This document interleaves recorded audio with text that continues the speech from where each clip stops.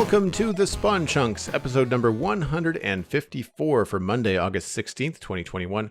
My name is Joel Duggan, and joining me as always is my friend Johnny, but you may know him as Pixel Riffs, fresh from Hades. Hello, yes. This week's Render Distance is a gift from the gods if you've been playing Hades like Joel has. So if you're interested in hearing us talk more about the other games we play on a regular basis, you might want to check out the Render Distance. It's the extended version of the podcast, which you can listen to if you support us on Patreon. Go to patreon.com/thespawnchunks to sign up there and get a listen to the extended conversation. Very extended this time, as it turns out. We've really put in a bumper Render Distance for everybody this week. So what have you been up to in Minecraft this week, my friend? I have been expanding a river, which is something I think you have a bit of experience with. And I'll echo something you said on your stream after I raided you. Boy, is reshaping a river tedious. If you're hand shaping a river in Minecraft, it gets a little bit tedious in places, and I haven't even got started on the river bed yet, which I think is going to be part of this expansion, because right now I'm just clearing out everything that I can with, I'm doing this in a desert, so luckily everything around it is pretty much insta-mineable. It's sand and sandstone. I don't need to move beacons around and that kind of thing, but I think I'm going to have to set up a conduit to get at all of this stuff on the riverbed, because that's where it gets into, the stone blocks and everything beyond that. But eventually, the plan is to, A, connect up all of my kingdom via water, because I'm now using a Riptide Trident to get around, and so having water around is kind of useful. And the second point of this is to set up some barges and like a floating shop market on the river, because I'm not able to get on the server as much as I'd like, and there are a lot of folks who are playing more consistently on the server, and especially with, I'm going away on holiday this next week, I think I'm going to try and set up a couple of these just so people can stop by if I'm not online and still get some of the goods that we're trading, like for like on the server. So if somebody wants to stop by and get 32 copper blocks for a couple of stacks of gunpowder or something like that, then that's going to be the way to do it. But yeah, I'm expanding a river right now. It is slow going. It takes some time. I found, you obviously don't have this advantage on the servers, I don't think, but we've been using the Zero's Minimap mod because we're running Fabric on the Citadel for performance reasons. We do have access to a couple of quality of life mods, and when you're doing big projects like that you really want to look nice, having like this down view pixel art to shape a river really does help a lot. And one thing that I found that I mistakenly in my detail-oriented brain got caught up with doing was replacing a lot of blocks on the riverbed, forgetting, of course, that we now have seagrass and just how much that covers up stuff. Yeah. And so one of the things that I do tend to get at is I do remove all the sand from the bottom of a river. Now, my rivers are more forest related or plains related, so the sand is going to stick out a lot more than it would in your biome. But rather than just like replacing everything and doing all that, what I was doing was taking coarse dirt and just replacing the sand and leaving the normal dirt rather than fussing over it, even though I don't like it. And sometimes, here and there, putting in a little bit of gravel along the banks. Like if there was a sandy beach on a river, which didn't make sense to me, I would just replace all the sand with gravel and not think too much about it and just kind of like let it have its variation. And I found that kind of using the Minecraft generation as a guide and not trying to create my own textures, but just replacing the stuff I didn't like with just a better block, sped it up considerably. And then when you add in your seagrass later, you're just like, I don't even notice. Like I'm not going to be spending all this time looking at this river going, oh, look at that little piece of mushroom block that they put down there. Now, I do that next to things like bridges and stuff that players are going to walk across, but I don't do it everywhere. That definitely speeds it up. But it's one of those things where it's super tedious, but at the end of the day, when you have the full river shaped the way that you want it, when you get that higher up screenshot, it really, really helps. Yeah, I've been using the in-game maps to actually get a better top-down look at things. Yeah. And even that, going back to my house and just refreshing the map every so often is giving me a better look at it. But the waterscaping stuff is nice because it allows me to create stuff that the Minecraft terrain generation hasn't already. Like, there are a couple of areas that I've put in an island where the river has kind of like flowed around an area, and I've kind of carved through one side of it where the other side already had a river in place, and so it's created this island that I'm thinking about maybe putting like either a guard tower or a lighthouse or like a gatehouse kind of thing that, you know, sits in the middle of two bridges spanning the river. There's so many different iterations you can get out of interesting terrain like that in some cases you just have to create yourself, because Minecraft terrain isn't just going to hand stuff like that to you. And that's the stuff that's really going to be rewarding for me, is working out how it fits the infrastructure of my area. And it's something I've been getting a bit of a head start with in the RTX world as well, because I'm now working on a hilltop castle in the RTX world using lighting just to you know, display colors on all of the blank walls and that kind of stuff. And I'm having a lot of fun with that. Still need to do a bit more work on it, but I think it's coming together pretty well already. I have a section of archways that are, you know, like an outdoor-ish walkway, like an open-air walkway along one side of it, but then the archways have, you know, colored glass with sea lanterns underneath it, effectively projecting color onto the wall. And then the archways, if you look at it from the ground, kind of split up the sections of color, so it looks like there are these different colored sections of the wall when actually it all blends into one another when you're actually walking through it. So I think there's some really neat effects I'm starting to achieve with that, and that is, you know, building with the terrain, and this being the most visible and most sizable mountain in the area. It seemed like a natural location to build a castle. The problem with that is it's on a Bedrock Edition world where I haven't fought the dragon yet, and so I don't have access to Elytra. And so getting up and down from a hill that size has involved setting up some bubble columns and, you know, making sure that there's an easy path down once I want to get back down to the ground and look at things from a distance. The other problem being, if I bring a camera account into that world, I can log in with a second account from Bedrock Edition on a different device. The camera is a survival player because I don't have cheats enabled in that world. And so I have to effectively build myself into a dirt box if I want to look at something from a distance and then see what the changes I'm making are doing to the whole build. But yeah, it's a learning process, but I'm having fun building a castle again. It's been a while since I really took on a project that size, so that's super fun.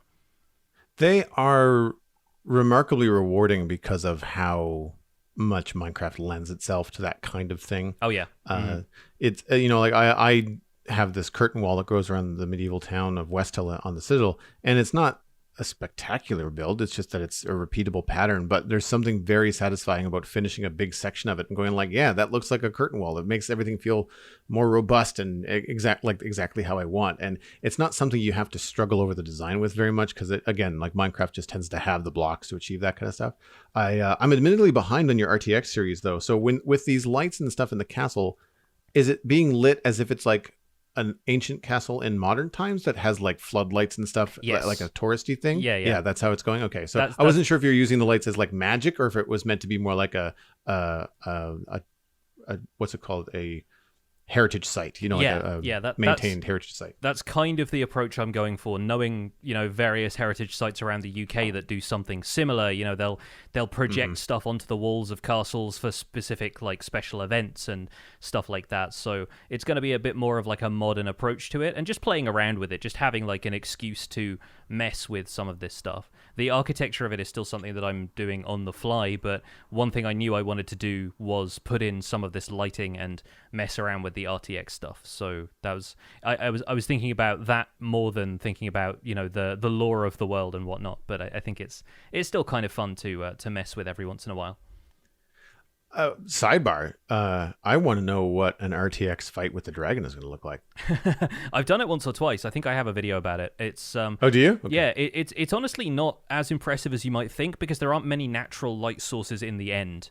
And so I feel like raiding an end city feels like more of an event in that sense, because of course it's not really lighting entities with RTX stuff. It's not lighting up mobs the same way as it is static light sources. And so, you know, end rods were probably like the only light source in the end that really felt like, oh wow, okay, this is, you know, actually having an impact on the surroundings. If you wanted to light the Dragon Fight arena up with your own set of colored lights and make it more atmospheric in the process of the fight, or maybe afterwards when you respawn the dragon, that'd be a fun approach to it. So there are definitely options for that kind of thing, but I don't think it's the kind of thing that is innately part of the Dragon Fight in an RTX enabled world. I've been looking at some mods and stuff that have like, I say better end because that's the name of the mod, not because I necessarily think it's better, but and it's a lot of like glowing mushrooms and like different light sources and stuff. And it's too bad that you can't get the combination of like modded terrain Minecraft and RTX. Like I know that there's maps and stuff like that, but it feels like RTX for Minecraft all tends to be very vanilla based. Yeah, it really is. I think the other thing about the end as an environment for that is that there isn't a great deal of terrain height going on. There's a lot of depth to it, but there's less, like when you're running around on the surface, there aren't really hills and mountains in the same way there are in the overworld. True. Or like the cavern kind of space that you find underground or in the nether. And so I think in the end, you really have to start building some stuff for it to take effect. There needs to be some verticality, because a lot of it is just working with the way light naturally travels. And if you are, if you just put a torch out in the middle of a field, it's not really going to do a whole lot because, it doesn't have anything to reflect the light off. Whereas in the overworld, you can create much more dramatic effects because there are so many other blocks around and terrain. And, the screenshots I've shared before of like lava on one side of a mountain lighting up the clouds and stuff like that. You get those effects in the overworld. Whereas I think with the end, you get less opportunity to do that until they change the landscape of the end, which I'm hoping they will in future. It's not really going to have much of an effect on anything you don't build yourself. That's fair. Speaking of changes to the landscape, though, the last thing I did this week, one of the things I had the opportunity to do was streaming 90 minutes of the Experimental Snapshot 3, which came out, which we're going to be talking about in the news this week. I was playing in hardcore. I'd done a side-by-side comparison video from this and Experimental Snapshot 2 again, and we just decided to boot it up on stream because people are interested in seeing more of it. And I managed to gather some resources on the surface, go caving, went to the bottom of the world, found a really nice dripstone cave, actually, and a lush cave a little bit further in. We gathered enough diamonds for a diamond pickaxe and a full diamond block, and then threw the diamond block into lava at the end of the stream. But I will say that I'm getting used to the vibe of caving in the experimental snapshots, at least, and what will probably eventually be the full Caves and Cliffs update part 2. And food is still the toughest challenge, I think, when it comes to caving. Obviously, finding the right cave entrance and making sure you don't end up with like a 100-foot drop as your first entrance to the underground is a challenge. But I find that once you are there, if you haven't prepared for that, if you are basically rushing to get to that point, you find yourself running out of food very fast. So if anybody is trying more permanent worlds at the point when you're listening to this, whether it's in Experimental Snapshot 3 or in the distant future, I do think preparing with bringing some crops and dirt with you so that you can at least kill a few skeletons and farm some potatoes, or if it's, just harvesting as much rotten flesh as possible and trying to survive on that. I think food is an aspect of the underground that I think still needs a little bit of attention in future, not in this update, but maybe in a future update, having some source of food that would be more accessible and better than glowberries. I'd like to see them maybe, change some of the rules around fishing to make sure you could fish in these cave pools and stuff like that, but I've really not found a great source of food down there if you didn't bring it with you in the first place. Yeah, you'd have to stock up on a bunch of eggs or something to make yourself a chicken farm if you're going to go. If you're going to set up a cave base or something like that down below, it'd be better to just try and bring, it's like Noah's Ark, bring 2 of everything. Yeah, pretty much. So you can get down there. And then gamble on the idea that the chickens are going to hatch from the eggs in the first place. Because I've thrown whole stacks of eggs before and not got anything. So yeah, you gotta play it safe. How about you? What have you been up to in Minecraft this week? So this week we had a couple of streams in Minecraft. I actually streamed Satisfactory on Friday night, which was a nice little break, but kind of fed that technical, I guess, mindset that I've been on over the last few months in Minecraft. But we switched back on the weekend to the Citadel and the medieval town of Westhill. And much to my delight, the first build that we did was a one stream, one build done sort of situation. We made an apothecary on one of the market streets on the eastern side of Westhill. and used a unique block palette that I am surprised worked. It was a combination of dripstone and granite in the base of the build. And then the roof was a thatched roof. So it had like hay bales. I have a custom texture so they don't look like snot. But I was going to say, easier to do hay bale roofs with your lighter hay bales. Yeah. But I mean, you could use sand and sandstone. And I used stripped birch and stripped oak for like darker, kind of more weathered or burnt kind of areas in the roof.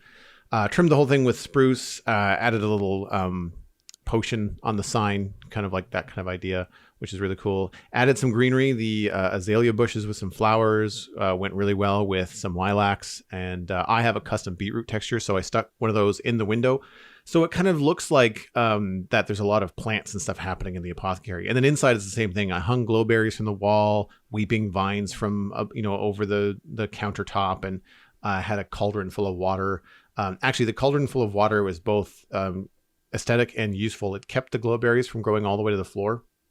So the glowberries kind of hang over the pot and keep the cave vine at a certain length, but then also provide a little bit of light and have this cool kind of, it gives you the idea that maybe there might be some sort of water or juice dripping off the berries into the cauldron.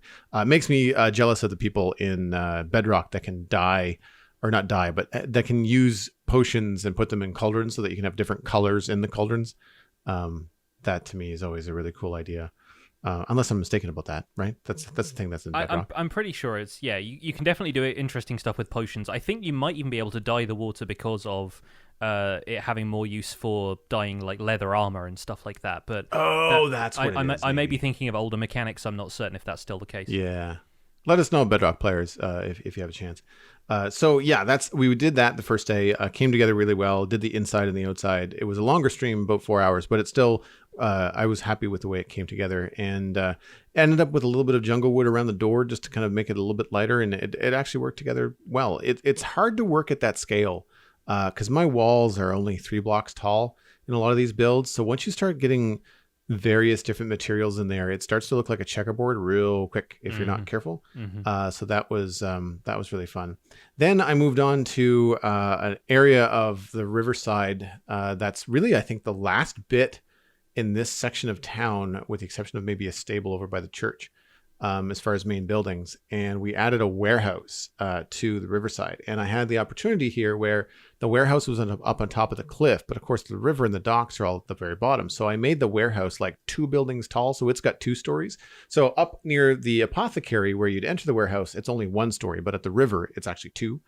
And I took the opportunity to use some dripstone. Not dripstone. Sorry, I get these mixed up on stream too. Deep slate, smooth basalt, deep slate bricks, and tuff, and kind of blended that into like cracked bricks and cracked stone and things like that. Still really feeling the need for a darker stone. I know deep slate is it, but I find that it really stands out next to stone, and it's hard to kind of mesh between the two. Yeah, it's got a very strong texture of its own, hasn't it? Yeah. When you want to have a blend between the two, tuff works okay, but cobblestone, which you think would work, it's too bright. Cobblestone is very, very light gray. It's lighter than the stone brick. So challenging there. Not quite finished, but I'm happy with the way it's going. We didn't finish the build in one stream because it's a much bigger build. And obviously working with a new block palette, you kind of had to, a lot of puttering around trying to figure out how it's going to work. Also, when I plan these builds on the stream, I do them from a kind of a logistic standpoint. So I had to figure out where the staircase was going to go to get down inside the building to the next level. I had to figure out if the crane was going to work or the hoist on the front of the building. And then the roof, again, the roof was a lot of trial and error to see if I could fix it. And the roof, it's still not 100%, like, I'm not happy with it because it's a slab roof. And it's one of those slab roofs where it's got 3 slabs in the middle along the ridge, and then it kind of like just goes down by 3 slabs as it goes closer to the edge. And it works okay, but I'm worried about it feeling a little bit like it's just kind of floating. Doesn't really feel like it's necessarily substantial. So I need to work on some details that might make it feel like it's stuck to the top. Yeah. But as a warehouse, I didn't want it to have any kind of peaked roof because it's just a waste of space. Yeah. Right? Yeah. Not to mention that there is a tower attached to a building behind it, and I didn't want that tower to be obscured from the other side of the river. So there was a height limit to this warehouse. I don't want to exceed that. So yeah, I've been focusing on that. And the thing that I find so useful in any of these builds is using chains and a note block with a grindstone on the top part to create a hoist for this warehouse, and placing that note block about halfway up the chain. It doesn't move, but it creates that illusion of movement. Yeah. And so even as you're walking by on the bridge, you can kind of see this thing out of the corner of your eye, and it just feels functional. It feels like it's alive. It adds the impression of movement to a very static game, which I think is a good tip for anybody that's wanting to do something that adds a little bit of life to your builds. Having that kind of stuff, anything that looks like it could move, like if you design a cart, like a flower cart, and leave that on the side of the road, if it looks like it could roll down the road, people are just going to imagine it doing that, and it just feels so much better walking by that kind of stuff. And that's how I feel about any kind of like hoist or hanging thing that looks like it could either blow around, be moved up and down, anything like that adds a lot of life to your builds. The other building tip along those lines that I picked up over the years was if you have a button of the same wood type and you're like resting a block on top of a fence, if you place a button on top of the block, it looks like the block has a fence post driven through it, and like just having like a little bobble of the same wood type poking out of the opposite side really gives that impression like it's actually affixed to the structure instead of just being sat on top of it. And I've used that a couple of times for stuff like this before chains were implemented, I think, where if you have like fences being used as a rope, you just put a button on the underside of something and it looks like it's attached and is being hauled up. And there are just like little building tips and tricks like that that can really make the difference on builds like this, especially if you're working with like a more stripped down block palette and there isn't as much detail around. Just little details like that do work super well. And I really like the fact that you've got the deep slate like forming a much darker patch in the center of this otherwise fairly plain stone wall. I think it makes such an effective contrast when you look at it that way. So yeah, I really like the style you've gone with, and it's good to see you using deep slate after for a while we were like, what are we going to use this for? And it's good to see you branching out and embracing that block palette now.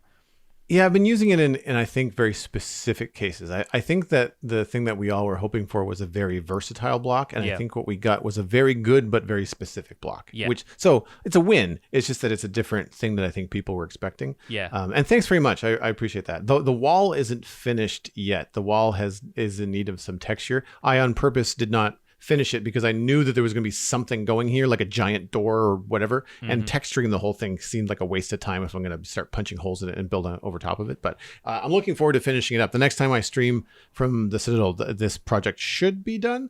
I've got some other ideas and functionality to kind of fit into it over the next little bit. I got a little bit of maybe some research, maybe look at some miniatures or something. But yeah, so far so good. Sounds good. Let's get into the news this week because we have a brand new experimental snapshot to cover. We do indeed. And we will start with the Java Edition Experimental Snapshot 3. You can find the blog post at minecraft.net. It's the same blog post that's been updated a couple times now. And the part that you want to look at are the changes to Experimental Snapshot 3 compared to Snapshot 2. Tweaked biome placement to reduce the risk of temperature clashes, such as a snowy biome in the middle of a desert. Temperature clashes will still happen, but not as often. Tweaked biome placement to allow for more noisiness and diversity again, essentially dialing back some of the changes from last snapshot. This means microbiomes are more likely to happen again, but they will usually be more of matching temperatures. For example, a small forest inside of a plains biome. Red sand is back, tweaked badlands so that they sometimes show up in flat areas next to plateaus, and made the red sand generate higher up to account for the generally higher terrain. Made peak biomes and meadows less likely to generate in flat, low elevation areas. Smoothed out cliffs in shattered terrain a bit so that they don't look like chunk errors. Snowy slopes and snow-capped peaks no longer place dirt under the snow. Mountains look less dirty now. No one likes dirty snow. I live in Canada. Believe me, you don't want the dirty snow. It's diorite. Is what you call that. It's diorite. A new mountain biome has been added to stony peaks. This is just a variant of lofty snow-capped peaks. Peaks that use stone and gravel instead of snow and ice, and is used to avoid temperature clashes such as snow-capped peaks sticking up from a jungle. Added structures to some of the new mountain biomes, including pillager outposts that generate in all new mountain biomes, and villages now generate in meadows. Beaches have been tweaked a bit to make them more inclined to show up on flat coastlines rather than hilly areas. Also, the amount of stone shores has been reduced. Coastlines and river banks are less likely to get messed up by aquifers.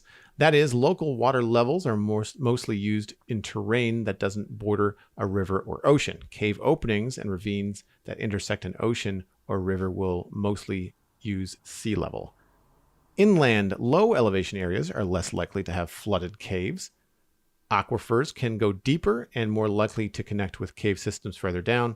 That means if you dive into a deep lake on the surface or in a mountain, you will sometimes encounter air pockets that lead into a cave system. Added more high-frequency variation to aquifers to reduce the risk of massively huge areas with water-filled caves everywhere.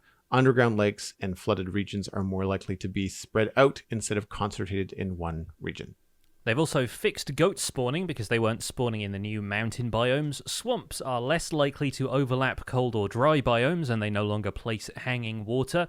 Desert temples will now spawn on the surface rather than at a fixed Y level to prevent them getting super buried in some of the adjusted desert elevation.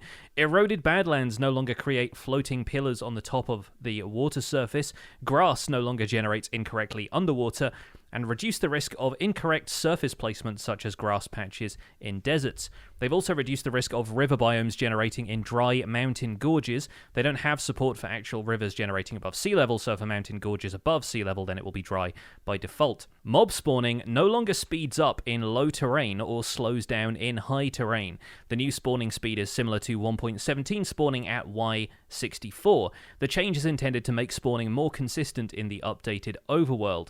And finally, they fixed an issue where players in multiplayer can face far more or far fewer enemies than intended, particularly when other players are flying. Each player now gets their fair share of mobs. Now, following this changelog, Henrik Nyberg, friend of the show and former guest, has tweeted out a couple of things, and a couple of the developers have been more active on Twitter, sharing, ideas for feedback and what kind of feedback they want particularly. We'll come to another example of that in a second, but Henrik has already partially buried desert temples again. A few people seem to give some feedback that the temples were now too obvious, too homogeneous, and it was kind of fun from a more archaeological perspective to find them buried, so there's a screenshot on Twitter of a slightly buried desert temple. Last of all, I wanted to touch on the fact that Minecraft Dungeons has just been added to Nintendo Switch game trials in the UK and Europe. This comes from the Nintendo UK Twitter account and was retweeted by Minecraft Dungeons producer David Nishagen.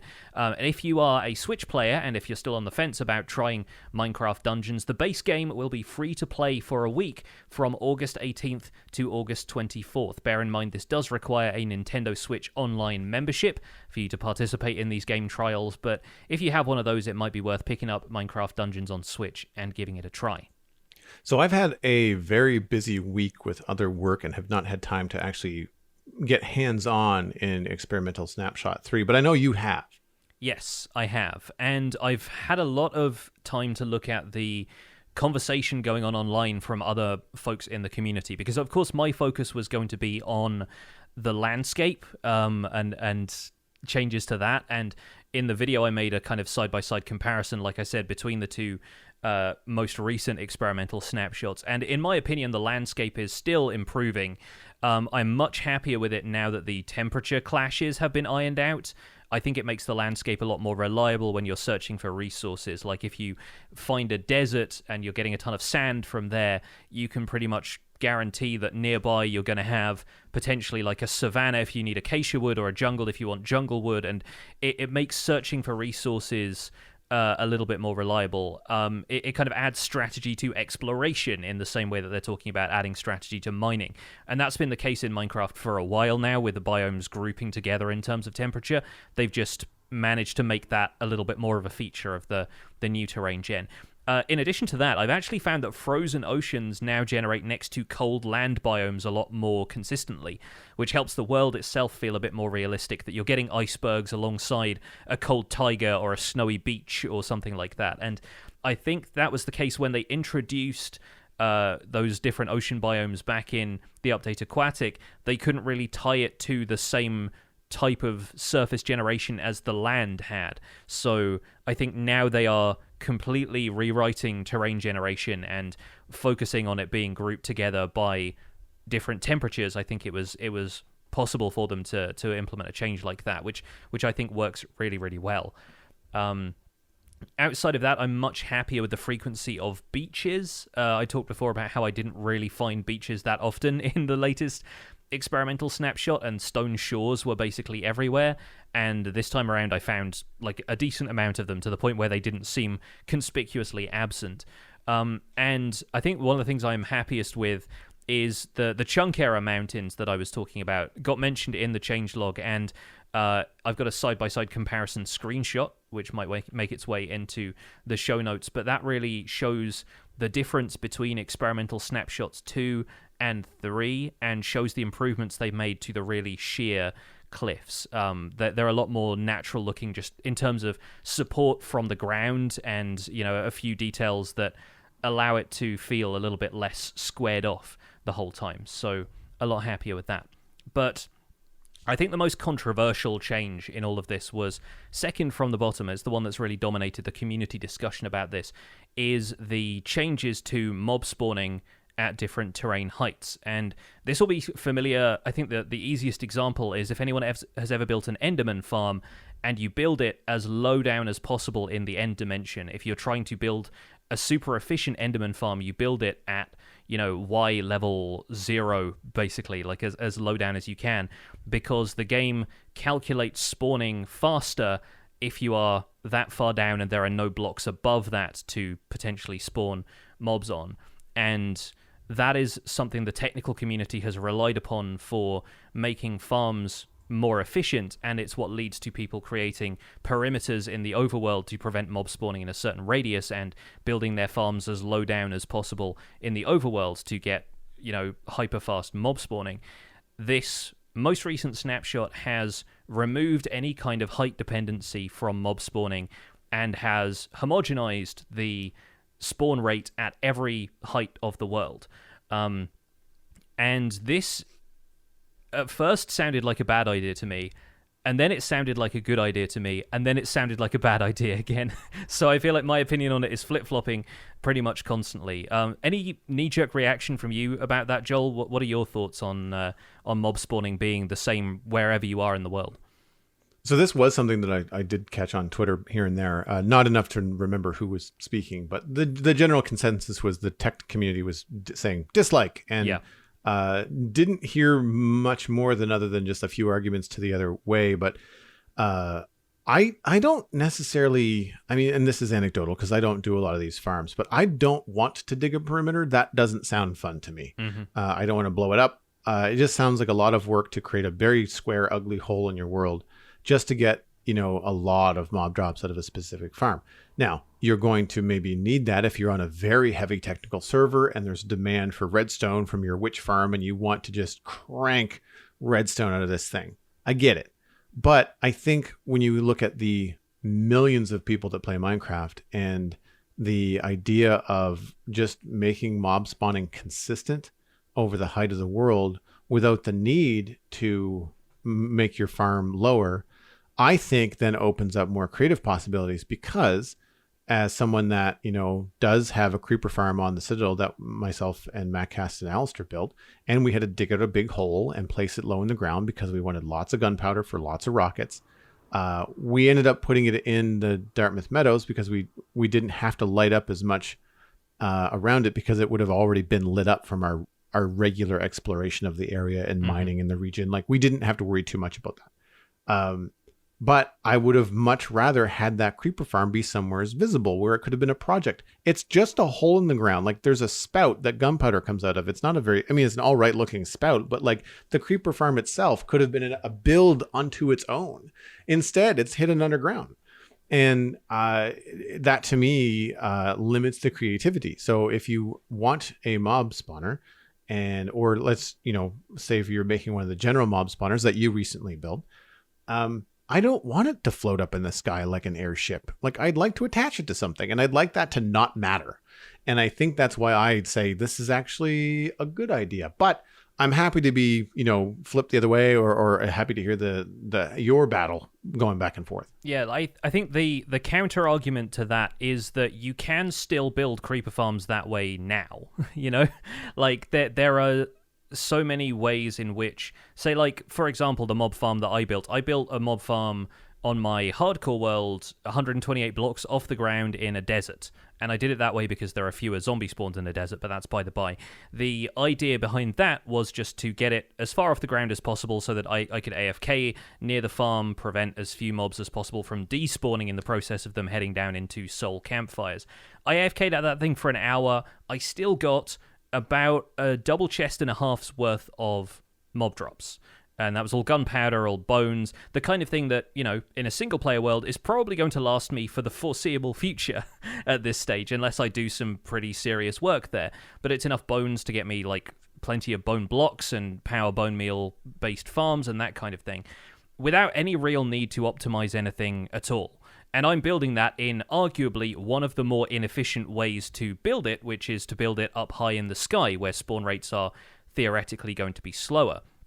And I'm still getting more than what I need. And so the argument I've seen being made is that those farms are not going to be made inaccessible to people if mob spawning remains the same as it currently is. But the problem is, instead, it's removing a lot of nuance from the hardcore technical community being able to put in greater effort for greater reward and making a farm hyper efficient. It removes one of the key things that, results in them redesigning a farm and making, a few more technical leaps and innovating in that space, because now mob spawns just don't make a difference, and everyone's just going to end up building stuff in the sky because that's the most convenient place to do it and it's going to require the least amount of work.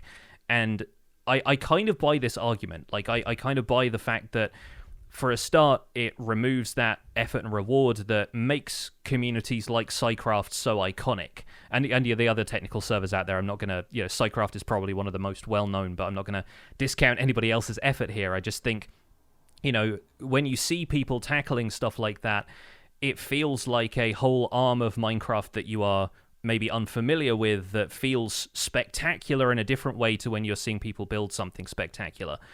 And the fact that that would then be effectively made obsolete is kind of a shame.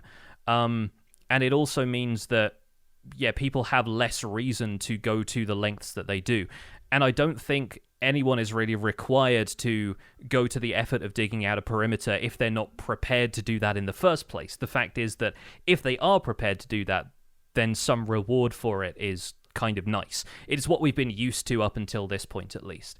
And so the people who benefit most from a change that, makes mob spawning the same wherever you are in the world is, early to mid-level technical players who want to make a somewhat efficient farm but don't have the time to dig out a perimeter. In reality, those people are not being denied the opportunity to make a mob farm like that now. And so, I think it's a weird case, and I think it's something that the team is going to have to really have a longer dialogue with the technical community, which, as far as I know, they are doing in various, Discords and things, about how the problem could be solved when it comes to spawning mobs in a closer area to the player and dealing with the fact that witch farms aren't going to be as effective because of the increase in height of the world if they keep the current rates of mob spawning. There is another argument to be made on the part of exploration-focused players, actually. I've seen a few people talk about how, as they went deeper into the caves and deeper into the world, they found there being more mobs spawning because the lower you get in the world, then, in theory, the game is spawning more mobs around you. And so that kind of introduces a layer of challenge because you're encountering more threat the further you go into caves. I don't necessarily buy this because I don't think it happens quite the way they expect, because the game is still spawning mobs in a 128 block radius around you, so you're not going to have the entire mob cap spawning right at the bottom of the world, especially because there are loads of blocks above you. But that might change more with the increase in world height. So there is, again, like, potential for the game to feel more challenging if there is the nuance to it of mobs spawning more frequently the further down in the world you go. Do we know the motivation behind the change? Like, do we know why the change was made? Yeah, so King B-Dogs tweeted this out, and the tweet in question says, some background, this attempts to solve a few problems. One, long-term design upkeep, so making sure that farms don't need to constantly change as we move from version to version. Two, mobs spawning less on the surface than in 1.17. And three, mob farms that couldn't be moved like witch farms were being nerfed compared to 1.17. And I think that last point is valid. I think the second point has kind of been disproven because the mob cap fills up so fast when a player in survival is present in the world that it's not necessarily going to spawn more mobs on the surface if you just have like the same mob spawn rates everywhere. I think it's still going to spawn a lot of mobs in caves, and now there are even more blocks below you in which mobs can spawn in cave and like cavern environments. So I think a few people have pointed out that with the mob cap being as low as it is, once the game reaches 70 hostile mobs, that's it. You're not necessarily going to get more spawning on the surface. You're also going to get mobs spawning in caves during the day and nothing spawning on the surface at night, and then at night the surface is going to stay peaceful because the mobs in caves are still there. So I think it is a problem that isn't necessarily resolved by a change as big as this. I feel like this change isn't quite addressing it in the way that they would like. As far as long-term design upkeep goes, I think the technical community enjoys adapting to some of this stuff. And yes, it's a pain when iron farms break because that's a resource that they rely on to make larger and larger projects in survival. But I think it's more of a pain when, you know, something like this is removed and they realize that all of the optimizations they've made over the years for accounting for mob spawning height and balancing between the amount of effort involved versus the reward out is just effectively made obsolete by a change like this. I don't think it's the right move going forward in terms of long-term community involvement in technical Minecraft. I feel like it seems like a step back rather than a step forward. So just to make sure that there's no confusion here, because I find sometimes the way that Mojang presents these issues to be a little bit convoluted. The issue was that mobs were spawning less on the surface in 1.18. Yes. And so to increase them, they homogenized the spawning vertically in the world. And the argument is that won't work. Yeah, so if you keep mob spawning the way it is in 1.17, then in theory, because the game is going to try and spawn more mobs lower down in the world, all of the mobs end up in caves and you don't get as many on the surface. Whereas if you make it the same speed basically on every layer of the world, then in theory, more mobs should show up on the surface because it's not prioritizing the bottom of the world over any other layers in 1.18. The problem with that being that there is still, you know, 128 block radius from the player in which to spawn 70 hostile mobs. And, you know, honestly, you're going to see maybe one or two extra zombies on the surface, but it's not going to feel like a rebalance in the threat you feel when you're on the surface. And honestly, I feel like the surface should still be safer than caves during the night. Like, I kind of like the idea that, you know, you're still going to encounter threat when you're going caving. And I feel like the fact that you're on the surface and there's moonlight and stuff might, you know, have some kind of play into that. But either way, that's kind of by the by, I think, based on like just a survival experience. I didn't really notice anything different when I was exploring an experimental snapshot 3 in survival. I didn't really feel like there was a difference in mob spawning. The caverns still felt dangerous enough with, you know, a lot of darkness around when I got down to that layer. But I think the surface was still going to feel dangerous regardless, because at that stage in the game, you are ill-equipped to take on any serious challenges in survival. See, I think mob spawning less on the surface would be a good thing. I'm not saying none. I'm not saying an extreme twist in the other direction, but I'm saying that less surface mobs in 1.18 to me would be a nice balance with you know, people that want to build and explore and don't want to constantly be fighting skeletons and zombies at night, or to the people that want to find those mobs to know all you have to do is get into a cave, like get underground, get lower, and you're just going to encounter them more. I think that it reminds me of a gameplay mechanic in Satisfactory, which is that bad guys, the things that will shoot you and eat you in that game, do not spawn in your factories. The game just says if there's a player built thing, don't spawn bad guys here. So if you're looking for things that you need from killing bad guys, you just have to go out and adventure and encounter bad guys. And if you don't want to do that, just don't go outside your front door. And it works great. And I think that depending on the mood that you're in and what you need to do in the game, in Minecraft, that's a great way to handle it. I'm not saying, again, no mobs on the surface, but fewer, I think might kind of balance out a lot of players that just don't want to deal with them. Or find them annoying. Like maybe it's not that it's a hard thing. It's just that, I'm trying to, I had a moment the other day on stream when I was trying to like address something important in chat, and I had to stop and punch a zombie because it somehow found its way in the middle of my city street. So like that kind of stuff, I think could be handled a little bit better. But with mob farms that can't be moved, like witch farms, like they were nerfed in 118 because of the lower spawn rates, because they're at a fixed level in the world, and the world got deeper, and therefore less witches were spawning. But I thought witch farms just spawned witches regardless. And they do, but it is still based on natural spawning mechanics, right? Like it's still kind of using the same spawning routine that it does when it's searching for a place to spawn other hostile mobs. It's not like there is a spawner block in there that's spawning the witches.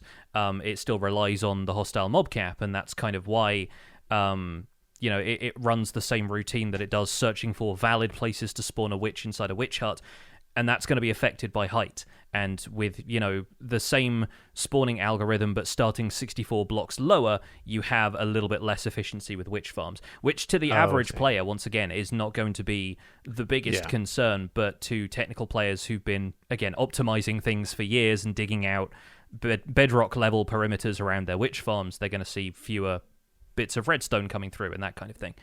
It's going to be a hard thing to balance, because I know that Mojang obviously wants to do what's best for the game and what's best for most players. But I do find, and this is, again, I'm not throwing any shade at the technical players, because I enjoy a good technical build myself, and I didn't necessarily dig a perimeter around my witch farm, but I certainly cleared a lot of swamp and lit up a lot of caves just to make sure that my efforts of the witch farm were not completely just slow and not worth it.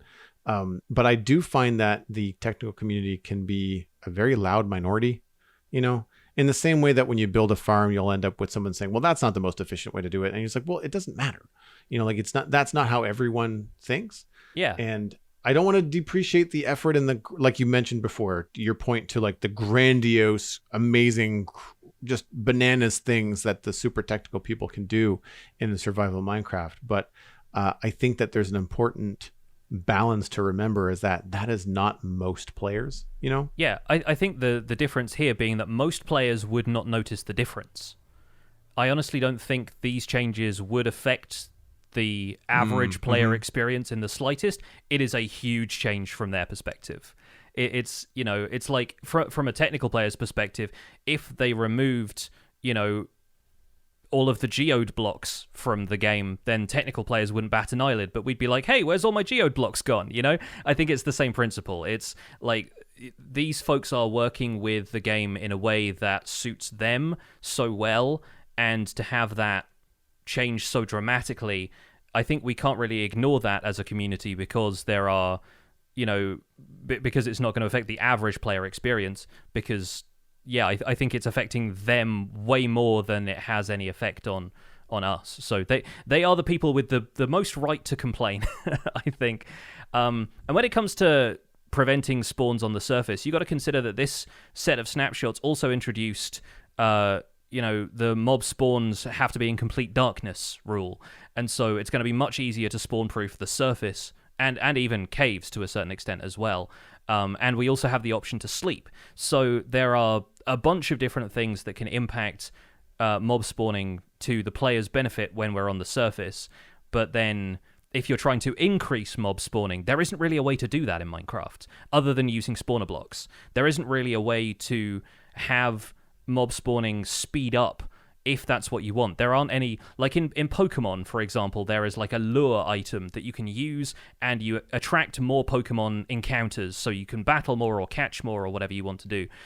Players with Pokemon Go might also have a familiarity with this if you're trying to catch Pokemon that way. It's the same kind of thing. There isn't anything like that in Minecraft. There's nothing that draws mobs to a certain area, and so for players who have to work with natural spawning mechanics, they're taking anything they can get to make those rates faster. whereas there are plenty of things that we can use to repel mobs. So I think in terms of the survival balance, again, it's not going to make much of a difference to the average survival player. It's going to make a huge difference to the technical community. So again, I'm hoping that this is a dialogue that's ongoing behind the scenes and that the technical community has some good suggestions. I think that's ultimately what we want, is for, you know, for there to be some pushback against things like this, but for it to be constructive and for it to have alternative suggestions for how these things, whether it's on a code level or on a gameplay, you know, here's an item you can get that increases mob spawns in a certain area, and, you know, opening up a dialogue about that rather than just saying, we don't like this and seeming like you're throwing a tantrum. Like, I don't think that's what the technical community is doing, but I'm hoping that there is at least a dialogue going on with some constructive feedback and potentially a few other solutions arising from this. And if you are watching this from the sidelines and keeping up with the spawn chunks and the things that are going on with some of the developer tweets, it sounds like if you've got a big farm project, you might want to wait just a little bit. Not in any kind of like, not to belittle the situation, but like really wait until you see where all the crumbs fall, you know, and decide then how to approach it. Because it would be not a good experience if you were digging a perimeter now to find out that you either didn't have to or it wasn't worth it or something like that later on down the line. Yeah, I think that it'd be good to kind of wait if you have a massive project, you know, on the go. If, you know, reports are to be believed, anybody digging a perimeter now is going to find that they just have another 64 blocks of cave below them anyway. So yeah, we'll see how that works out for them. But it's time to move on to chunk mail, I think. If you'd like to email the show about any of the stuff we've discussed or anything that's just on your mind in the world of Minecraft, you can do that at spawnchunkmail@gmail.com. Keep the emails short and sweet, and we would love to hear from some technical players and think about a little bit about how you feel about these technical changes in the experimental snapshots. This is our chunk mail dispenser episode as well, so we're trying to get through a few extra emails from listeners, but yeah, we've got a lot to say about the experimental snapshots, so we're only just getting around to it. This first email, though, comes from Bilbo Stomper, who is a landscape artist member of our Discord. Thank you so much for the email. The subject is, would Mojang ever change this? Hi, Joel and Pix, Bilbo Stomper from the Discord here. Love the show. I've never been a computer gamer, but a little less than a year ago, my daughter introduced me to Minecraft, and I was hooked. I really love the game, and listening to your podcast has been a lot of help, but as a new player, there are some things I find strange and unintuitive, and I was wondering if you guys think Mojang will ever change them. Number 1. You need 3 steps to get from cobblestone to smooth stone slabs, but only 1 step to go from cobbled deep slate to polished deep slate slabs. Do you think Mojang will ever standardize crafting recipes for similar items? Number 2, if you manage to trap a piglin brute in a boat, he just sits there. Do you think Mojang will ever make it possible for hostile mobs to get out of boats or minecarts? Number 3, the world outside is infinite, but I often see players cramming villagers and other mobs into very small spaces. Do you think Mojang will ever require mobs to have more free space to be able to grow, breed, and trade efficiently? Thank you for answering my noobish questions. Bilbo Stomper was moosed by a moose. I don't know if you're getting that moose from Minecraft. There's some mods. I suspect mods, Joel. I would love a moose in Minecraft. As a Canadian, I think that would be an excellent addition. I think Gemini Tay might agree with you. I think the cobblestone to smoothstone slab argument, I don't say never, but I don't think that'll be changed in Minecraft vanilla because you can do that with data packs. I've done it with a couple of things and have another thing on my list to add to recipe related data packs. I've talked about it before. I've got the log cutter recipe data pack, which allows me to use the stone cutter with wood in the same way that you can use it with stone. And we have a little bit of a tweak here and there to give like a few extra trapdoors, but just because we use them so much, but we generally don't get more. It's just faster. It's just easier to put a log in and get stairs out rather than turn logs into planks and then draw stairs in the crafting table. And it's just a lot easier to have one thing that does it more efficiently. And I've been thinking about adding it to for deep slate, because deep slate, you can't do anything with deep slate. You have to use cobbled deep slate. And if you're in endgame and you have a silk touch pick and you've collected a lot of deep slate like me, then you have to recollect it and turn it into cobble before you can turn it into anything else. So those recipe tweaks are pretty accessible for most people. If you know how to use a resource pack, you can usually find a data pack and install it quite easily. So I don't think that they're going to have much going on in terms of that. What was your thoughts on number 1? So The thing about Cobblestone compared to Cobbled Deep Slate is, like, we've talked about it before, how weird it is that Deep Slate bricks are crafted from cobble. And Deep Slate doesn't seem to follow the same rules in general. A Deep Slate seems like an exception when it comes to the crafting recipes that we are used to. But that is polished Deep Slate, which is kind of the same as polished andesite or polished granite, right? If you think of them as polished, then it's a separate family of blocks compared to the smooth ones. The smooth recipes all work the same as cobblestone. To get smooth sandstone, you have to smelt sandstone and then craft it into slabs. To get smooth quartz, you have to get a quartz block, smelt that, and then craft it into slabs. Those recipes aren't available to you in the stonecutter by default. So, yes, the cobblestone to stone and then smelt it again to get to smooth stone I think is weird because of it being a legacy block, a kind of legacy recipe for that. And like the double stone slab being separate from a smooth stone block was something that, took a little while to be added to the game and still feels like a bit of an exception. But when you're talking about smooth anything, that is largely speaking crafted the same way. You end up making the smooth material by smelting it in a furnace, and then you can craft it into slabs after that. So smooth and polished, not quite the same. It's terminology that you have to get used to, and obviously as a newer player it can be a little bit confusing, but that might explain the reason for the confusion there. So point number 2, trapping piglin brutes in boats. I honestly don't want them to change that, because for a start, it adds a little bit of strategy to rushing in there. It gives you options, more or less, because for people who aren't as keen on combat but who still want to be able to raid a bastion, maybe people who don't have the reflexes, the motor skills to defend themselves against a rushing horde of piglins, then trapping them in boats is a good idea. Plus, if you then attack the piglin brute, you're still going to draw the aggro of all of the piglins around you. So it's not like, you can't trap them in a boat and then insta-kill them. You can pour a bucket of lava on them or something, maybe, I guess. But I think if Mojang ever makes it possible for hostile mobs to leave a boat or a minecart, then, we lose that as an option for mob transportation, which is nice for a whole bunch of things. For a start, from my perspective, I just made a museum in Minecraft and transported a bunch of hostile mobs to it. I would lose the option to be able to do that, and put them on display, make like a kind of mob zoo, or use them in farms if you're transporting piglins into the center of wither skeleton farms so that they can aggro on them and make a farm better. I think without the options of using boats or minecarts for some of those, it just becomes even harder to get the mobs to do what you want them to do. I think there's a possibility for like a ranged mob, like a pillager with a crossbow or something, to accidentally shoot the boat, and that can sometimes get them out of a situation like that. But for the most part, I think it's a good thing that you can trap mobs somehow without them implementing like a hunting net or something that you could throw over a mob. It sort of seems like the next best thing to me. Do you do much of that kind of stuff, Joel? Do you tend to trap mobs when you're fighting them, or if you're trying to move them somewhere? Not in a defense mechanism. I think the only time we've ever done that was maybe in the Dragon Fight. We brought some boats just to kind of stick some Endermen in, just kind of reduce the amount of moving Endermen around. Yeah. The movement of mobs, though, like villagers and other mobs in the game with minecarts, like 100% have done that.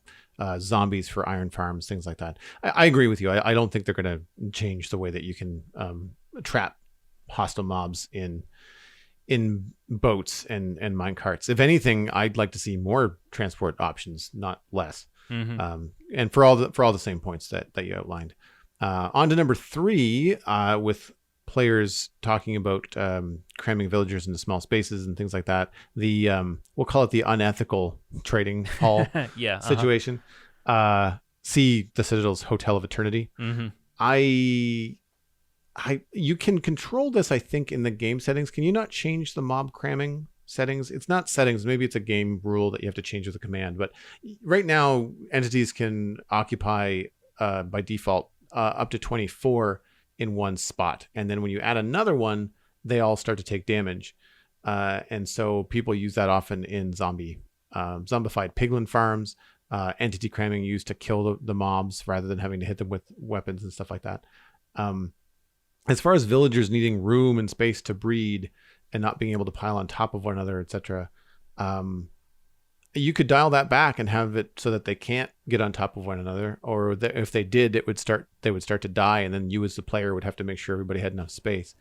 I don't know where Mojang is gonna sit on that. I feel like there's been a lot of adjustments to trading and stuff, and I know anecdotally I've seen a lot of content creators talk about how overpowered they feel like trading with villagers is. So I don't know if that's going to be dialed back or not. What do you think? I think it's been attempted in the past and it just didn't feel like the right solution. So like during the snapshots for 1.14, the Village and Pillage update, I think Mojang did experiment with requiring villagers to sleep before they would refresh their trades. I believe that also used to be a mechanic on Bedrock Edition before the trading mechanisms were brought closer in line for parity reasons. And I think players didn't like it because it broke existing trading hall layouts, for one thing, but there are also, game types, servers, various different situations in which players would want to have as many villagers as possible in a small enough space. And I think what happens when you end up with solutions like this where villagers need more space around them to feel happy, and that decides whether or not they have good trading, players will always end up finding whatever loopholes they can to still make things as convenient as possible for the player.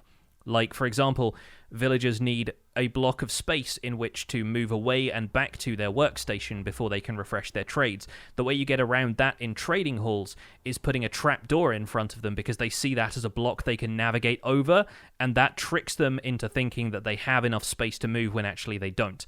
Ultimately, all of this stuff is defined by how Mojang codes stuff, and the way Mojang codes stuff is, for a start, beholden to a system that has to be optimized. So, creating more logic that the mobs have to go through before they decide whether or not they want to breed or eat wheat or trade or anything like that is just going to add more stuff that the game has to calculate, which can potentially cause even more lag. And for stuff like villagers and animals, that's like always a bit of a problem anyway. But I think players are always going to try and find loopholes that still allow them to do things the way we do them now. And it's really player feedback that has led to Mojang arriving at the solutions they have right now, which just give players the most options. Like lately, when I play with villagers especially, I've taken the approach to keeping villagers free roaming, often in the villages that I found them in, and I sleep frequently while I'm there to avoid the threat of zombies or, zombie sieges, anything like that. And that's a choice I can make, versus the option of being able to, coop them up in smaller sort of storage areas, which maybe adds them to like a neat section of your base, and you can design a trading hall and a redstone mechanism and stuff, and it doesn't have to take up too much space. Or you can make the biggest village you've ever seen and make it your job to defend that and build individual houses for all of them and stuff. The fact is, there are so many approaches you can take, and we'll see players taking the easiest possible approach a lot of the time, but that doesn't necessarily have to affect the way you play. And if you feel like you need to treat your cows with a little bit more, ethical, your humanity, if you want to make things a little bit more comfortable for them, you can build them a giant cow pasture and, decorate a field for them and that kind of thing. They're not going to mind one way or the other because they're based on code ultimately, but I think if you want to see that kind of thing in Minecraft gameplay, it's the kind of thing you will want to do yourself and feel happy that you're the one that does it. Moving on to the second email from Gundar H. Striker, a landscape artist member in our community. Subject is inventory. Hi, Pix and Joel. I have a quick idea for an inventory clutter solution that I haven't heard yet on the show. A lot of games have an auto-sorting button that usually regroups all of your items' inventory and lays them out alphabetical, color, or some sort of other categorical order. I think having a button like this is an easy addition that would save a minute or two each time you reorganize a chest, shulker box, and most importantly, your own inventory. May the chunks be with you, Gundar H. Striker. I know we've touched on this in the show before, but it's worth bringing up again. I flip-flop on this feature a lot. I would love it. I see similar features in mods and in other games like Satisfactory, which I mentioned earlier today. Satisfactory is a bit easier to sell the function of it into the lore because it's such a whimsical, technical game that being able to sort your inflatable pocket dimension, which is what they call it in the game, really kind of lends itself to the UI and the lore kind of working together. Yeah. I believe the Minecraft mod that I used to sort allowed me to sort like big stacks and small stacks as well. I also think it was called inventory sorting by Cryptonaut. I played it in Olive Fabric 3 for 1.16. That's also available in 1.17.1, I believe. The counter argument that after years of play, everyone has the way, quote unquote, that they like their inventory to look. Yeah. For example, I have my ender chest and my crafting table in the top right, torches, bed, scaffolding in the top left, free space in between, and then no one touches my hotbar. The one thing I think most people can agree is the hotbar needs to kind of be separate from any kind of sorting that happens. I don't want my pickaxe to suddenly be thrown up into the P section of my inventory when I reorganize things alphabetically. What do I think about sorting an inventory layout that is like, say, separate from your main inventory? So like, what about having like, say, 6 blocks of your inventory off to the right-hand side? I'm just using that as an example because I'm right-handed probably. As those 6 blocks can't move. Great place to put your ender chest, a couple of shulkers, stuff like that. But then the other section of your inventory, if you did have an inventory sort button, would be the part that would get sorted around. I think that could be very useful. I think at some point Minecraft is going to have to say, yeah, you know what? We want it to kind of feel like a survival game with kind of like a bit of a sword and bows and arrow feel, but sometimes UI is going to have to win out. I mean, the fact that we have a UI and a crafting book and all that kind of stuff, I feel like we should be able to have a few more graphical UI bells and whistles without having to go the route of a mod. The other thing that I was thinking of is that, and I don't know how this would be achieved technically, is that being able to save an inventory layout in the same way that you can save a hotbar layout in creative mode. Yeah. I think it would be cool if you could say like, look, this is how I like my inventory, and like lock those specific spots and say like, I've locked these 5 over there. That's how I like my ender chest and my crafting table set up with my other things. And then whenever I click resort, it'll say, we're going to put all the stuff that you want specifically over here, and then everything else we're just going to order alphabetically over on the other side. Because I think that would be good for accessibility too, because there are people with different needs that play Minecraft, and you might really get frustrated with the lack of being able to easily set your inventory up in alphabetical order or whatever it is. Yeah. I have a couple of recommendations. First of all, Inventory Tweaks, which is Inventory Tweaks Renewed, I think, for 1.16.5.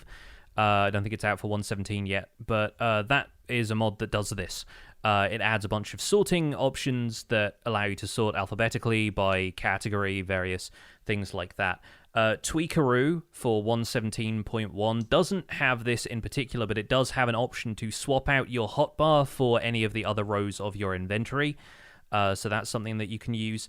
I think the problem there is that there are a bunch of mods out there that make changes like this, and nobody can agree on an approach because none of the inventory mods that I've worked with have had an auto sort that worked for me specifically.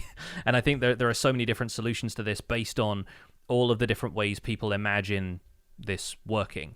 I think the counter argument to that is if Mojang had implemented an auto sort function years ago, we would probably all just be used to it by now. We would just take it for granted that that's how the game organized things. We'd make a couple of tweaks of our own and that'd be it. But I think introducing it at a stage when players have established these habits over a decade is going to be even harder to come up with a solution that pleases everybody. And again, it's nice to have the option. You don't have to use it if you don't want to, but the fact that it is there and somehow doesn't work to your specific needs is kind of a difficult thing to get around. The solutions that you've proposed remind me of Terraria's approach to inventory organization, which is allowing you to favorite items in your inventory which don't end up being affected by auto-sorting or stacking to nearby chests. So you can basically keep them locked into where you want them, and if you end up hitting the auto-sort button by mistake, or if you end up auto-sorting stuff, you can guarantee that those will still be there. And if there are items in chests around you that in Terraria you click a button and it puts all of the copper that you have in your inventory with the copper that's in the chest nearby. It will ignore that action if the copper is favorited, and so that indicates to the game that you want to keep it. I think the problem then becomes you spend too much time in your inventory, and Terraria's inventory is kind of like in first-person shooters, how people will kind of like dance from side to side while their inventory is open. They'll like strafe so that they can, still maneuver guns around and stuff. Terraria's inventory allows you to still control your player while the inventory is open. So you can, if you are more familiar with the system, do that stuff on the fly. But Minecraft stops you dead in your tracks whenever you have the inventory open, and you can't control the player until the inventory is closed again. So I think the problem becomes you spend too much time immobile in your inventory favoriting stuff. I think there has to be a solution that allows you to do something quickly and still stay mobile. So it's difficult. I think ultimately any changes to inventory, whether it comes down to bundles and shulker boxes and ender chests and all of the stuff they've added to improve inventory over the years, just comes with a new set of rules that we need to learn. Mm-hmm. And I think Satisfactory does the same thing as Terraria in a way, in that you've got a tool belt, so your weapons and your tools and stuff are on one thing, which is the mouse wheel, and then no matter what you do with your inventory, sorting it, whatever, it doesn't change your loadout, like your weapons and stuff like that. So that kind of stuff is safe and separate. Yeah, no, I think there is ultimately going to be a solution to this further down the road, because it is one of the many problems with inventory that I think Mojang are looking at. But I think it's always going to come down to finding a solution that is customizable enough, but then user-friendly enough that it works for everyone, or just something that everyone is going to have to deal with and use or not use, and then over time, as the game accrues new players and people get used to it, then they'll just accept that as like the way the game does things. Bear in mind, you've also got to make sure it is accessible to everybody playing versions of Minecraft that aren't on PC. So we think of this as like the Java kind of approach to it, but then Bedrock players on mobile and console also have to deal with this being an extra button on their GUI, and I think that's the reason Minecraft's inventory doesn't have as many bells and whistles, is because they're still having to adapt everything to all of these different platforms that the game is played on. But an ongoing problem. Let's move on to the next email. This one comes in from Mersobo, who writes in about the future of land to ocean ratio. Hi guys, just finished watching Pixarif's video on Experimental Snapshot 3. With all the changes being made to terrain generation and biome temperatures, I've been hoping to hear some news concerning how the land to ocean ratio could be addressed. Currently, Minecraft worlds are generated as an endless, interconnected landmass, leaving oceans landlocked. Oceans pre-Minecraft 1.7 were understandably changed due to their excessive size and lack of content, as well as the addition of many new biomes and the biome temperature system. Between the update Aquatic injecting life into the oceans and the new possibilities apparent in multi-noise generation, I feel that a continental world with interconnected oceans, just slightly larger in size to current ones, would be a monumental change. Mojang has been making great strides towards improving overall adventuring and exploration, and if one's world were broken up by an ocean instead of land, I think it would only reinforce this goal. Yours, Mersobo. So, interconnected oceans. I don't think I'd ever played on a map pre 1.7, so I've not really had much experience of this as a phenomenon. I've only really known the Minecraft that has this amount, unless I was playing on a map of limited size, like when I started on the Xbox 360 edition. But I don't know how I feel about this, because I've still encountered oceans that felt massive, like oceans that you can get lost in, oceans that you can row out into the middle of and not see land 360 degrees around you with a decent render distance. And I don't know if Minecraft really needs more than that. I don't know why people feel that the Minecraft world has to so closely mimic our own world, which we know is all a series of interconnected oceans. I sort of wonder if Minecraft needs more space for the land, because the land is where you actually do stuff. I don't know. This might be something you have more of an opinion on, though, Joel. What's your take on this? I actually thought that they were wrong. I was just like, no, the Citadel's got continents and oceans. That's how I trim chunks. Like when I trim chunks between major updates, I go by the continent. So if the continent's got a bunch of people building on it, then I don't trim anything inside that continent. I go up to the ocean edge and just kind of trim everything outside of that.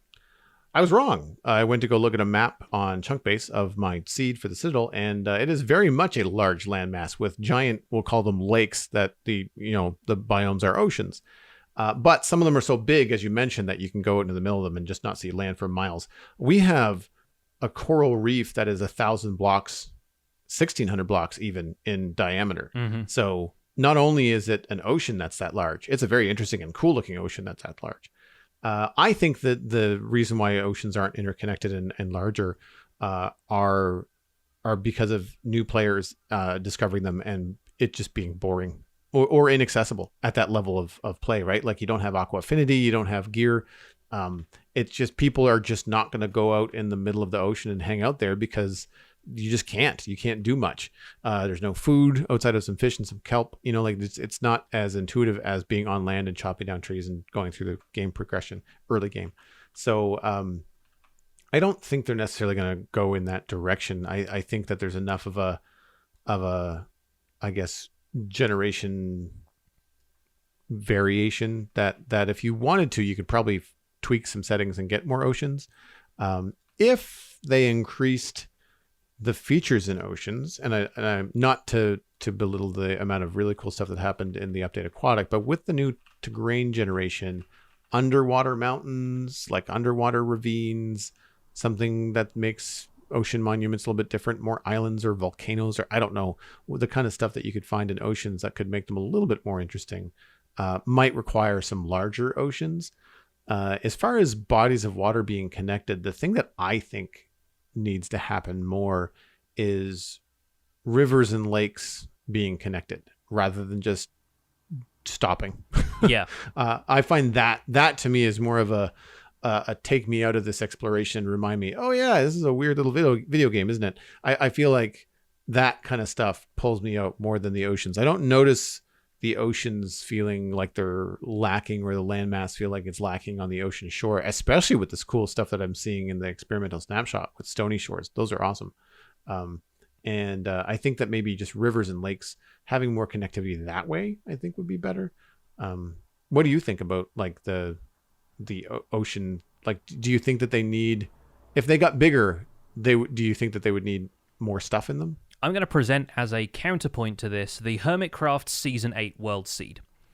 Because the way they've structured this season of Hermitcraft was they found a seed which had a large central continent around which there was an interconnected ocean, and that allows them to trim out all of the landscape beyond that so that when 1.18 arrives, they can just edit the single continent into the 1.18 world, and then they'll end up with, new landscape spawning all around it, and so it'll feel more natural that way.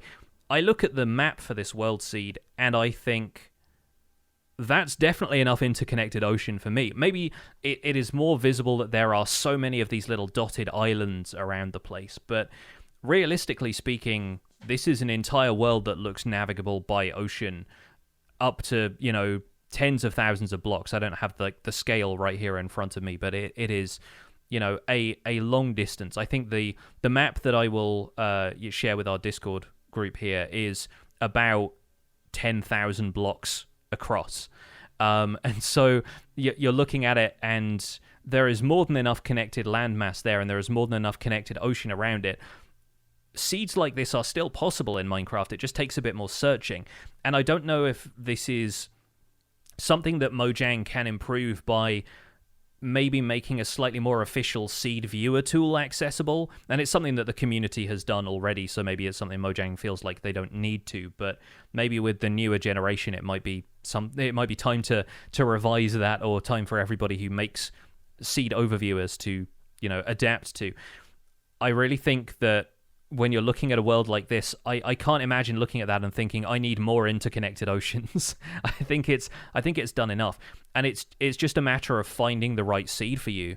Really, the fact that the world is capable of so much, and different seeds are going to produce billions of different iterations is grounds to say that I don't think anything is impossible necessarily when it comes to this kind of generation. If you want to have a seed with a ton of interconnected oceans, you've got it. You just have to go looking for one in the first place. And if you want to experience something and test something out for yourself, get a data pack or find a way to increase the water level in the world to 70 instead of 63. Yeah, we did that on Decidedly Vanilla Season 4. We had some custom world parameters that raised the sea level, and that made most of the server accessible by boat just by, bringing that up a couple of notches. It was a bit of the land was also raised to make more interesting mountains as a result. But that was a while ago. We were doing that with the custom world settings back in 1.12, I want to say.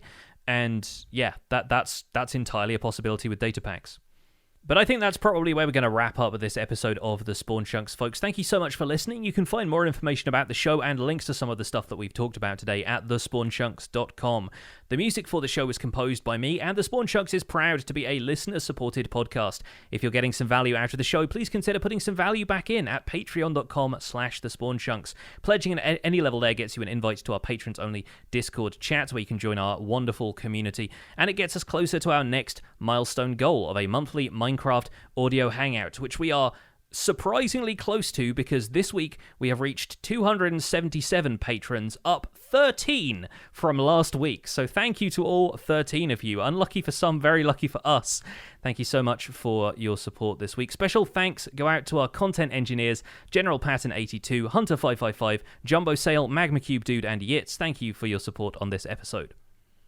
Yeah, welcome on in, everyone. And if you haven't already, please say hi. It's one of the nicest places on the internet. I think you will enjoy your time. Spreading the word and sharing the podcast with your friends is the easiest way to support the show. Just find us on Twitter and Instagram at The Spawn Chunks. Retweet that, share that, or just do a personal recommendation. Poke a friend in the arm with a really long stick and say, hey, you should listen to The Spawn Chunks. And to do that, you can find it on iTunes, Spotify, Google Podcasts, and YouTube.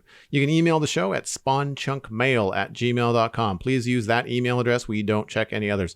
The RSS feed is linked on thespawnchunks.com, and the patron-only RSS feed is on the Patreon page. That's where you can listen to the Render Distance, the extended version of the podcast. My name is Johnny, but online I go by Pixelriffs. You can find most of what I do at youtube.com/Pixelriffs, where I attempt to make sense of this crazy and wonderful game in a variety of series: Empires, SMP, RTX Survival, and the Hardcore Survival Guide. I also stream 3 days a week on Twitch, doing behind-the-scenes work for some or all of these series, and I'm the voice of the unofficial Hermitcraft recap, which you can find through a quick YouTube search. Aside from that, I'm at Pixelriffs on both Twitter and Instagram. Joel, where can people find you online?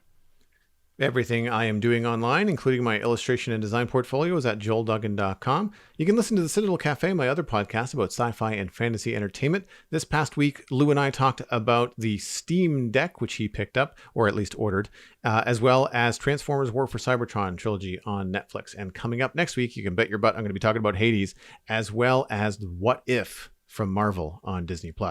And that is all at thecitadelcafe.com. You can follow me at Joel Duggan on social media and Joel Duggan on Twitch, where I play Minecraft on the Citadel, and I'm branching out into some other games too. Thanks for visiting the Spawn Chunks. The world outside is infinite, so why are all the monsters in this cave?